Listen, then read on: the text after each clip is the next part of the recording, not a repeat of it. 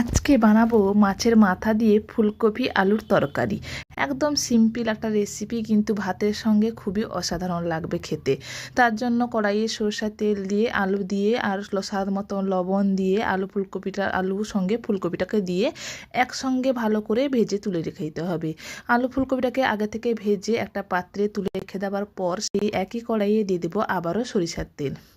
তেলটাকে দিয়ে ভালো করে নুন হলুদ মাখিয়ে রাখা মাছের মাথাটাকে দিয়ে ওলট পালট করে ভালো করে ভেজে নিতে হবে। মাছের মাথাটাকে ভালো করে ভেজে তুলে নিলে তাহলে মাছের যে আঁশটে গন্ধটাও থাকবে না, আর মাছের মাথাটাকে আগে থেকে ভেজে নিলে মাছের মাথার তরকারিটা খেতে খুব ভালো লাগবে। মাছের মাথাটাকে ভাজা হয়ে গেছে, সেটাকে একটা পাত্রে তুলে রাখার পর কড়াইয়ে তেল দিয়ে তেলটা গরম হয়ে গেলে দিয়ে দেবো এখানটায় কুচনো পেঁয়াজটাকে ভালো করে নাড়াচাড়া করে ভেজে নিতে হবে।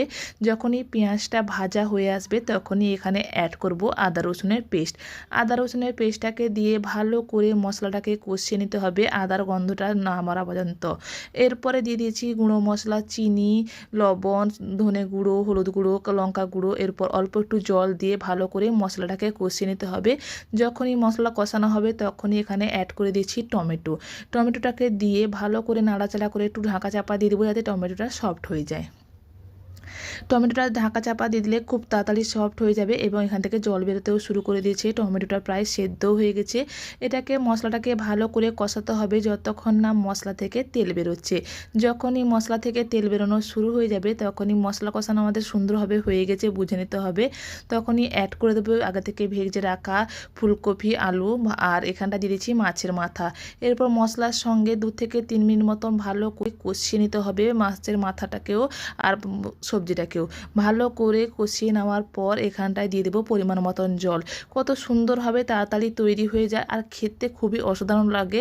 একদমই সিম্পল একটা রেসিপি। মাছের মাথা যদি বাড়িতে একটা থাকে তাহলে সেই একটা মাছের মাথা দিয়ে অনেকগুলো সুন্দরভাবে অনেকজনের জন্য রান্নাও হয়ে যাবে আর খেতেও খুব সুন্দর লাগে। পরিমাণ মতন জল দিয়ে ঢাকা চাপা দিয়ে কিছুক্ষণ রান্না করে নিলেই আমাদের তৈরি হয়ে যাবে ফুলকপি আলুর তরকারি মাছের মাথা দিয়ে। যখনই আমাদের রেসিপিটা তৈরি হয়ে যাবে তখনই এখানে শেষে অ্যাড করে দিচ্ছি এখানে গরম মশলা গুঁড়ো অ্যাড করে দিলেই আমাদের একদমই সম্পূর্ণভাবে তৈরি হয়ে যাবে মাছের মাথা দিয়ে ফুলকপি আলুর তরকারি। রেসিপিটা কেমন লাগলো অবশ্যই জানাতে ভুলবেন না। Thank you.